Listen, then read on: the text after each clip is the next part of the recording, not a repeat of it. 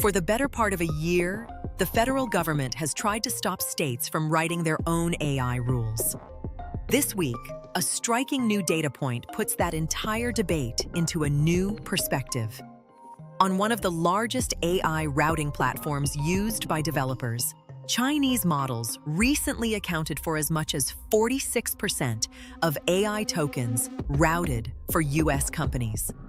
Not because of some grand strategy, because of price. Welcome back to Synthetic Politics. We followed the Washington versus the states battle over AI regulation from the beginning. Today, two developments collide in a way that raises an important question. While the federal government works to consolidate AI policy under a national framework, the competitive landscape it says it's protecting is shifting rapidly, and for reasons that have little to do with regulation. The data is eye-opening. According to CNBC, citing OpenRouter, a major AI routing platform supporting more than 400 models, the share of AI tokens processed for US companies on Chinese models has remained above 30% every week since February 8th, peaking at roughly 46% in some weeks. A year ago, that figure averaged around 11%. During the first half of 2025, it averaged just 4.5%. The biggest driver appears to be cost. Chinese open-weight models often run between 60% and 90% cheaper than comparable offerings from OpenAI and Anthropic.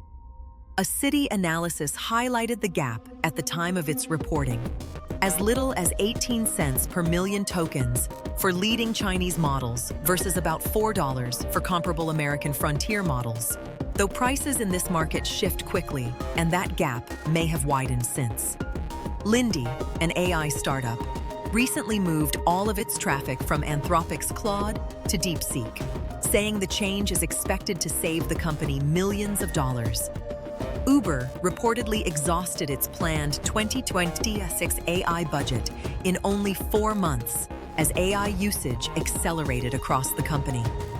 Kyle Chan of the Brookings Institution says many companies have shifted from adopting AI at any cost toward closely managing ongoing operating expenses. It's also important to understand what this data does and doesn't show. OpenRouter is one of the largest AI routing platforms, but it does not represent the entire enterprise AI market. Highly regulated industries often use different deployment models. Many organizations continue avoiding Chinese AI because of data residency requirements, cybersecurity concerns, politically hard-coded refusals, and limited transparency surrounding training data. So the trend is significant, but it isn't universal. If your company could cut AI costs by 80% using a Chinese model, would you make the switch? Or would security and data concerns outweigh the savings? Let me know in the comments. Meanwhile, federal policy is moving in a different direction. Nikkei Asia reported that US usage of Chinese AI services surged during June, the same period when access to some leading American models became more restricted. Once open-weight models are downloaded, they cannot simply be recalled. At the same time, Washington is becoming increasingly aggressive towards state AI regulation. The Federal Trade Commission recently released a proposed policy statement arguing that portions of Colorado's Artificial Intelligence Act could be preempted by federal authority, with public comments remaining open through July 31st.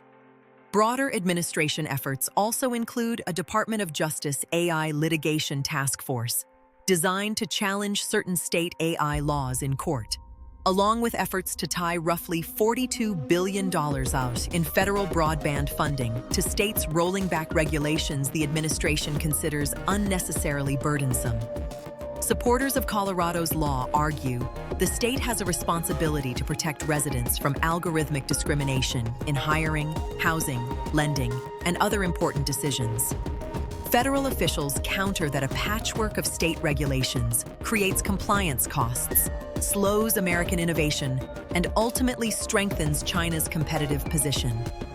Put these two stories together, and an important question emerges. One of Washington's central arguments for limiting state AI regulation is preserving America's competitive edge against China.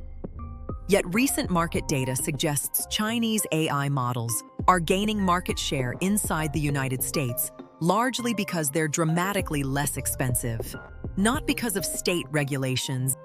Dean Ball, former White House AI advisor and now head of strategic futures at OpenAI, argued this week that placing too many restrictions around access to frontier AI models could unintentionally widen the opening for cheaper Chinese alternatives. At the same time, cybersecurity experts continue raising legitimate concerns about data governance, Chinese jurisdiction, politically embedded content controls, and transparency. Both realities can exist at the same time, and Washington's current approach may not fully address either. The federal government argues that state AI laws hurt America's competitiveness. But if Chinese models are gaining ground, primarily because they're cheaper, is Washington focusing on the right problem? I'd love to hear your thoughts in the comments. Washington has legitimate reasons for wanting a unified national AI framework. And today's challenge from China appears to be driven primarily by economics, not regulation. Whether current policy successfully addresses both realities or only one is something the next few months may begin to answer. If this breakdown was useful, hit like and subscribe to Synthetic Politics. We'll be back when there's more to report.